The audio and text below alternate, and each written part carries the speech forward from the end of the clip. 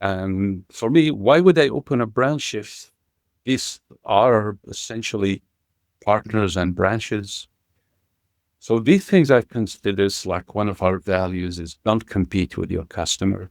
Yeah. You support them, uh, offer them services, offer them even financial consulting. If they come up with an idea that we know it's gonna basically end them, okay. Uh, Sit down. Let's have a chat. Right. And actually up to a point where you show them presentations of previous victims who've been through that. This episode is proudly brought to you by Mapper Forward's workshop, It's Time to Become a Coffee Consultant. Learn how to diversify your revenue streams and create freedom from your day job while saying goodbye to that alarm clock forever by becoming a consultant within the coffee industry or directly to consumers who have shifted towards home brewing and home roasting. Protect your income from challenging times in the coffee value chain by taking this course today. Go to mapperforward.coffee/workshops or click the link in the show notes for details. Welcome to the Mapper Forward Middle East podcast, friends. I'm your host, Lee Safar, and this is unfortunately episode 5 of a 5-part series with Wayel from Sulalat. Folks, there are some series that I do on this podcast that I really wish I wasn't the host. Like I wish I was listening to this series the same way that you're hearing it, whether I'm in the gym listening to it or driving or, doing the dishes or whatever, because the kind of stuff that you hear in a conversation with Wayel is the kind of stuff that you think about for days and months and years, and it helps inform your decision making. So Wayel, thank you so much for doing this. I hope it's the first time of very many times that you come back on the podcast over the years. Inshallah. Inshallah. So this is the episode I personally have been waiting for in this whole series, because when Kim and I and Matt were talking about you and the way that you established your business, I'm a big fan of learning how to do good business from people who are doing good business. And in this episode, we're talking about how does one do good business. So for somebody who was bullied into doing business by pretty much everybody around you, how did you figure out what good business was? I would say it's because I was essentially retired and Okay. it was a hobby. So as a business, I thought I don't really have to open a business. Yeah. So if I had to open a business, I had to do it my way. Mm-hmm. I have the luxury of setting standards that someone who's basically a new young entrepreneur may not have that. They have to make compromises. Not saying that they have to, but their temptation might be higher than someone who's retired and not doesn't really have to start a business, and it was just a hobby. So I would say, because it's my hobby and I loved it, and I seek the best green beans, and I even seek auction coffee as a hobbyist. I would find who won the auction and start convince them to sell me some of it. And, You're like a legit coffee nerd. yeah, and I don't even need a coffee bag, which for them it's much easier to sell you a coffee bag. So half a kilo here and there, and I was really annoying hobbyists contacting all these radios. But thankfully, some of them offer that choice where you can. I remember Clutch Coffee. They were open about. No way, in California, the Perrys? Yes. Wow. And basically, through their online form, they offer the green coffee, and you can taste the roasted coffee. And I've learned a lot of these places through online forums, homeroasters.org, homebarista.com, and others like Coffee Geek. I even entered roasting competition through online forums. So all these things helped me to basically, I would say, find the best of the best. Like, so once I started the business, I didn't want to offer something less. Like whatever, like my friends and colleagues, family members loved from that specialty coffee. I thought, why don't I sell it like the same level? Not look for something cheaper so I can sell more. And like, so we've set up a standard where it's really the best. Like it's not their go-to auction rate. And that helped us basically let the community know what's all this specialty coffee about.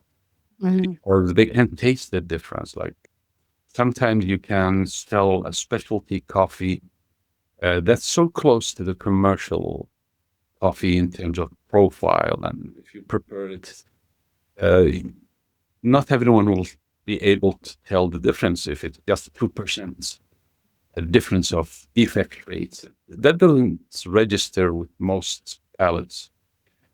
But if you offer them something that's really picks the scale and see the surprise on their face when they taste it, once they taste that, it's almost like you got them hooked. They can no longer go back to their daily coffee. Right. That's the thing about specialty. Every time you taste a great coffee, a new specialty coffee, that's the new benchmark of you can't really go backwards from there, can you? Absolutely. And because of the scale of the economy in Saudi Arabia, we really had to work hard, for example, in our distribution networks, where basically if a big business weren't interested in the devices we use to prepare coffee, like the AeroPress and the Chemex and the hand grinders and all that. But once people started seeking these things, you immediately got all the made in China fake brands coming in and started to find it in most places, imitation products where, and we had to really fight that hard by basically setting up trusted distributors who we have to register them, the manufacturer, that this is a genuine product, like one of the manufacturers who supported us when we started was Baratza. And Here is one of my best friends. Absolutely. Oh, she'll be so thrilled to find out that you and I had a conversation. Like I remember Kyra was adamant in fighting all the companies that once we became the distributor of Baratza, like she was inundated by big companies coming to basic. And she said, I know you guys are big and all that, but you're not specialty coffee. Like this guy is specialty, so just leave him. So isn't she such a special person? Absolutely. Absolutely. And so with that, we had to protect the distributor. Like we have to set the margins correctly. For example, if you're in a small town in Saudi Arabia and you buy like one case of Chemex or AeroPress, it really, you won't make money if your margin was 10%. You have to pay rent, and it's not all your customers want to, but like this one box I tell you, it might take several months just to go through it if you're in a small town. So we had to, and this was with a lot with the help of my colleagues and businesses that started at the team. In the club? Yes. Where everyone respected someone else's brand. Like Osama got Hario, Camel Step got this brand, we got this brand. So we work together to protect those brands and try as far as we can to find the imitation or educated people that you might like this cheap AeroPress, but if you go above 88 degrees, it will melt. So don't get the genuine parts. Yes. It was funny that even the imitation with shipping was more expensive than the genuine one if you buy it locally. Oh, so crazy. Absolutely. So that's one of the things we had to deal with in the beginning, is to support the coffee shop who wants to distribute and support their income with the equipment. Of course, there's always a struggle for coffee shop. Why would I sell equipment to make my customer make their coffee at home? So like some of them, so we said, look, if you want to try it, give it a try. Some people found a lot of good business through that, especially during the time of COVID. I was going to say, Yeah. And the other thing is that as roasters, we decided not to open any branches. Like, we're just a showroom. And we thought, like, lots of people ask me, when are you going to open your second branch? I tell them, I haven't opened my first branch. Like, what I have is a showroom. The other locations is either a green bean warehouse, equipment warehouse, or it's a coffee facility, like a huge automated facility outside Riyadh, or chocolate factory, or this. And it's like they are not branches. Like, we're essentially a food and beverage company. We just specialize in the in coffee and cacao. Absolutely. And so that's one thing we try to protect our customer. Like, our customer is a coffee shop. Why would they open a branch next to him and sell the same cup but cheaper than them? Because I'm the manufacturer, I can do that. So I can, if he sells it, undercut them. Absolutely.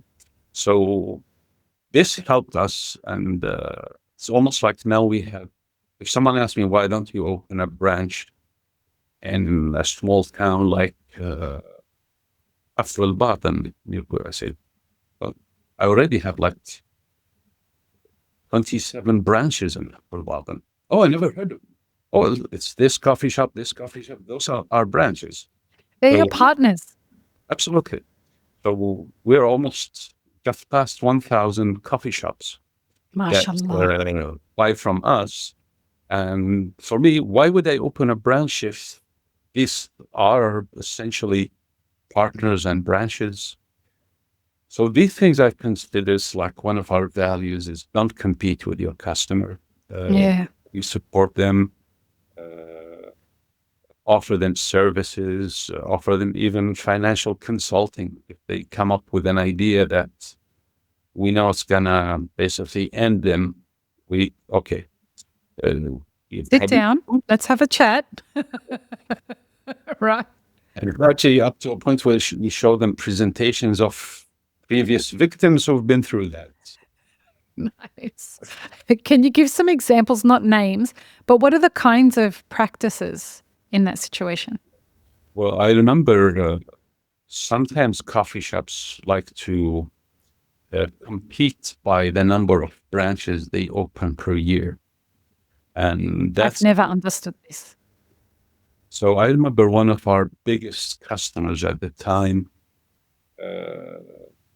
I think they were offered by an investment bank to finance them for a huge number of coffee shops, and then they backed out. So they thought, we'll do it ourselves, and we just cut here and there. And eventually they defaulted payment on coffee. So they said, okay, we said, let's help you. We have a CFO with a team of analytics who can go through it and show you how you can survive this period. Once we got all the data and they showed it to me in a presentation, I almost cried. I totally get it. Like, their sales were going up like through the roof. They were so successful. And with minor adjustments, is like they basically wanted to reduce the number of staff. They wanted to reduce the number of well-paid staff, which usually means Saudis, replace them foreign temporary workers, and they reduced the trainers, they reduced the quality check, the number of visits. And it just took 1 month to drop like 90% and just announce their bankruptcy. Wow. So I can't remember that meeting. And we usually, all our salespeople are trained on that. And they, like, if you give us an idea, okay, we like your idea, but we've heard this before. We have 3 examples who've tried it and failed. How are you going to do different so that you can be successful? Absolutely. Like, you have to be their partner and give them the advice, not just to help yourself. Like, it's not the advice you say, you have to buy from us, otherwise you'll fail. No, we'll have to, like, even if they consult us with things that we don't do, like they're getting into sandwiches and things, we tell them, okay, if you're offering specialty coffee and it's really high quality, don't get from that factory. It's like, this is below commercial standards. It's like the lowest you can find. So it doesn't match your coffee. If you want to show yourself as a premium specialty coffee brand, everything else should match that level. Like, you can't really offer sweets with high fructose corn syrup and all the thing. And like, if you want to offer value on something good, then it's like you have to be the full package. Not that you have to invest in a baker and do it yourself, but see something better quality that you believe. Like, I was in a well-known restaurant in Riyadh. It's really, I won't say the name, but it's really high priced and it's high quality. And it's, I would say now they just announced they'll offer Michelin star in Saudi Arabia. Wow. I'm sure he will be one of the first to get that. Okay. But their coffee is disgusting. That's so heartbreaking every time it happens, right? And they prepare their espresso on a Chemex. And it's like... excuse me? You can like use an Italian espresso blend. You get served it on a Chemex. Wow. For me, just because I know them, I know the quality of their food, the quality. So it's an oversight. It's like, but it's an afterthought, right? Yes, because usually, from my experience, all my friends who are either roasters or barista or love coffee, they're also great cooks, and they're also great restaurant critics. Like, their palate is so advanced that I can trust their palates with restaurants. I'm sure chefs as well, restaurant owners, they haven't really invested in that because they don't like food. But probably they only care about what they do. And if it's coffee, you should outsource it to someone who knows coffee. I'm not saying get Sulalat or something, but the market is filled with specialty coffee, and you can select something instead of importing cheap coffee and preparing it on a device that wasn't designed for it. So it shows you as someone who maybe it affects your it affects how your customer judge you even on your food. Like when you go to the bathrooms in a place. Yes. Right? That's another one. It's exactly the same thing. If the bathrooms are gorgeous, then you know the design really is great. If the coffee's delicious, you know that the hospitality team and the culinary team are aligned and they know exactly what they're doing. Exactly. Someone cares. Like, it was... To the fine details. Absolutely. Like, they have a message to send. They have something. And once you break that, you break your customer's trust, and you just offer them a broken experience, if that's the term. It's like an incomplete, like nobody wants to go to a fine dining restaurant and have a 90% experience. Yes, exactly. So, Wayel, as we wrap up this series, which has been divine, this will go down in 9 years of doing this podcast. This is one of my favorite conversations. Thank you very much. I really appreciate it. And I'm actually excited I get to ask you this last question, because I hope that he does come back and watch this. So when the future version of you watches this, what do you hope for him? If the future of me, which means we've been through my experience and seen shifting. And more. Yeah. And 20 years more than what you've seen. And he's coming and he's seeing you right now. What do you hope for him? I would hope he'd say you're on the right path to build something great. Inshallah. Inshallah. I've got chills when you said that. I get excited to hear the answer to that question from different people, because it really is like you're projecting yourself to him, and he will see this and he will get to see 20 years from now, inshallah, he will get to see what you intended for him. And I hope that the future version of me is still having conversations with him and asking him the same question that I just asked you, inshallah. As we wrap up this series, could you tell people where they can find out about Sulalat, please?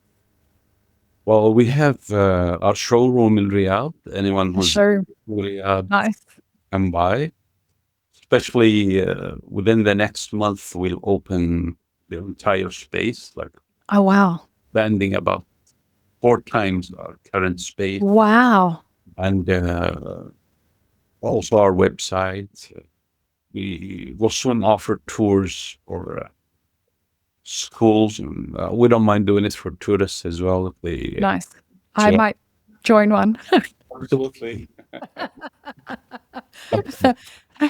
And you're on LinkedIn. So if people want to connect with you on LinkedIn, they can find you. We will have links to all the social media and LinkedIn in the show notes, folks. So please go and check it out. There's only one thing left to do. Wayel, will you sign us off for this series? Peace, love, and peanut butter. Have an amazing rest of your day, everyone. Thank you again for honoring me for coming on the podcast, Wayel. Bye, everyone. This episode is part of a 5-part series produced by Mapper Forward. Check the full playlist and guest details in the show notes, as well as how you can support our work in the coffee industry. Become a premium YouTube subscriber, explore our Patreon and any brands we've partnered with to bring you this podcast. Please don't forget to like, share, and subscribe. It really does help us grow our audience.